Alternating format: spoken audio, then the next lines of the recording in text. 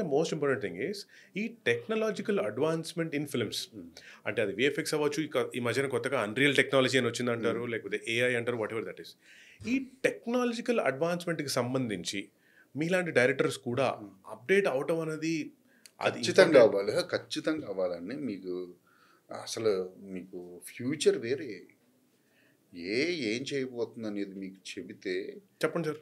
ఒక లిరిక్ ఇచ్చి మీరు సిచ్యువేషన్ ఇది, హీరో హీరోయిన్ చాలా రోజుల తర్వాత కలిశారు, వాళ్ళిద్దరూ విరహ వేదనతో ఉన్నారు, ఒక్కసారిగా కలిసారు, వాళ్ళిద్దరు మనస్తత్వాలకి సంబంధించిన లిరిక్ కావాలని అడుగుతుంటే విత్ ఇన్ సెకండ్స్లో లిరిక్ ఇస్తుందండి.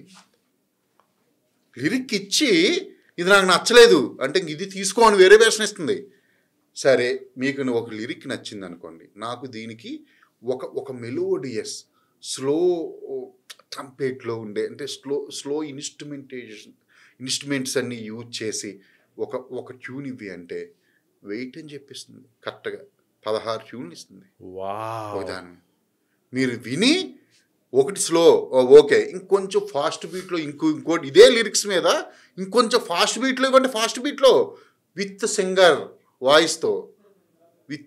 వాయిస్. ఎవరి వాయిస్ అంటే ఏమీ లేదు, అది వాయిస్ ఇచ్చుకుని ఇస్తుంటే పిచ్చి ఎక్కుపోతుందండి. ఆ టెక్నాలజీ చూస్తుంటే అసలు నెక్స్ట్ లెవెల్ మారబోతుంది ఫ్యూచర్. సో మీరు నేను 100% అప్డేట్ అయి ఉన్నా ఆ విషయాల్లో. ఎలా అవుతారు అది ఎలా అవ్వడం అంటే తెలుసుకోవడం అండి. అంటే మీరు దాని మీద యూట్యూబ్ వీడియో, నేను యూట్యూబ్ వీడియోలో కొంచెమే తెలుస్తుంది. మీకు ఆ ఉన్న యాప్స్ కానివ్వండి, అందులోకి వెళ్ళి కెలుగుతూ ఉండాలి. కెలుగుతా ఒక దాని మీద ఉంటే మనకే తెలుస్తుంది కొంతసేపు అయ్యేసరికి. ఇప్పుడు ఇంకోటి ఏంటంటే మొత్తం ఉన్న టెక్నాలజీ అంతా మనకి తెలియాల్సిన అవసరం లేదు, తెలిసిన వాళ్ళకి పని చెప్పడం తెలిస్తే చాలు. ఏం చెప్పాలో తెలియాలి. మీకు అర్థమైందా? ఆ టెక్నాలజీ తెలిసిన వాళ్ళకి మనం పని చెప్పడం తెలియాలి మనకి.